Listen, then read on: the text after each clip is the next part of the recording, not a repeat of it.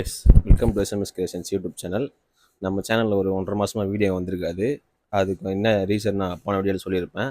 இப்போ நம்ம கொஞ்சம் ரெக்கவர் ஆகிட்டோம். அதனால் இனிமேல் தொடர்ந்து வீடியோஸ் வரப்போகுது, சீரியஸ் வரப்போகுது, ஷார்ட் ஃபிலிம்ஸ் வரப்போகுது. இன்றைக்கி நம்ம எதை பற்றின வீடியோ பார்க்க போகிறோன்னா, காலக்கொடுமைன்ற ஒரு ஷார்ட் ஃபிலிம் நேற்று தான் ரிலீஸ் ஆகிருக்கு. நம்ம ஏபி ப்ரோ இன்ஸ்டாகிராமில் ஏபிவேன்னு சொல்லிட்டு நிறைய இந்த சினிமா பற்றி நிறைய டிப்ஸ்லாம் கொடுப்பாரு. டைரக்ஷனு எப்படி பண்ணுறது, ரைட்டிங் எப்படி பண்ணுறது, ஆக்டிங் எப்படி பண்ணுறது, அந்த மாதிரி டிப்ஸ்லாம் கொடுப்பாரு. அவர் ஒரு 0 பட்ஜெட் ஷார்ட் ஃபிலிம் எடுத்திருக்காரு, காலக்கொடுமைன்னு சொல்லிட்டு. அது யூடியூப் ரிலீஸ் ஆகிருக்கு. அதோட லிங்க்கை நான் டிஸ்கிரிப்ஷனில் கொடுக்குறேன், போய் செக் பண்ணி பாருங்கள். இந்த காலக்கொடுமையோட கதை என்னன்னு பார்த்தீங்கன்னா, ஒரு வீட்டில் ஒரு பாட்டி, ஒரு பேரன், ஒரு அம்மா அப்பா வாழ்கிறாங்க. அவங்க அம்மாவுக்கு அடிக்கடி சின்ன வயசில் வயிற்று வலி வருது. அதனால் அவங்க அப்பா கல் திருடின்னு கொடுக்குறாரு அவங்க அம்மாவுக்கு. இதை பிடிக்காத சில ஊர் மக்கள் என்ன பண்ணுறாங்கன்னா, கல்லில் விஷம் கலந்து கொடுத்துறாங்க. அது தெரியாமல் அந்த கல்லை அவங்க அப்பா அவங்க அம்மாவுக்கு கொடுத்துட்றாங்க. அதனால் அவங்க அம்மா இறந்துடுறாங்க.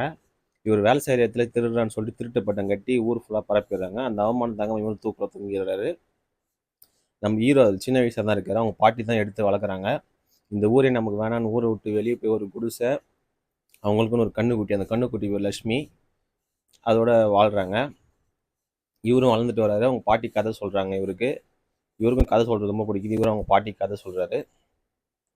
ஒரு நாள் அவங்க மாடு பெருசாகுது, கர்ப்பமாக இருக்குது. அது ஒரு இடத்துல தண்ணி குடிக்க போகும்போது, இங்கே எப்படி நீ தண்ணி குடிக்கலாம் சொல்லி ஒருத்தன் அந்த மாட்டோட வயிற்றில் அடிக்கிறான். அந்த மாடு கர்ப்பம் கலைஞ்சு போயிடுது. அந்த மாடு இறந்து போயிடுது. ஒரு நாள் அவங்க பாட்டியும் இறந்து போயிடுறாங்க. அப்புறம் ஹீரோவுக்கு யாருமே இல்லை, அவங்க பாட்டியோட செருப்பு மட்டும்தான் இருக்காரு.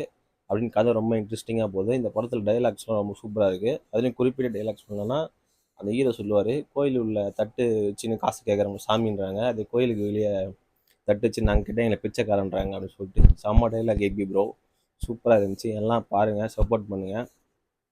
நம்ம பேஜ்லேயும் எஸ்எம்எஸ் கிரியேஷன் ஒரு short film, horror short film வரப்போகுது. அதுக்கான first look next Saturday release ஆக போகுது. அந்த படம் ஜூலையில் ரிலீஸ் ஆக போகுது. இது என்னோட ஒரு ட்ரீம் ப்ராஜெக்ட்டு. நான் ஃபஸ்ட்டு 12th படிக்கும் போது எழுதுனது. இப்போ தான் என்னால் எடுக்க முடியுது.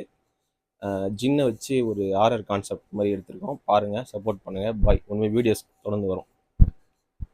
வச்சிருக்கோல சாமினும் வெளியில் தட்டை வச்சிருக்கோல பிச்சைக்காரன்னு சொல்கிறாங்க அப்படின்னு மரத்தடியில் உட்காந்துருந்தவர்கிட்ட கேட்டேன். அவர் என்ன மேலையும் கீழையும் பார்த்துட்டு, இவ்வளோ பெரிய அறிவாளிக்கு இங்கே என்ன வேலை அப்படின்னு கேட்டார். பசிக்குது, ஏதாவது சாப்பிட கிடைக்குமான்னு.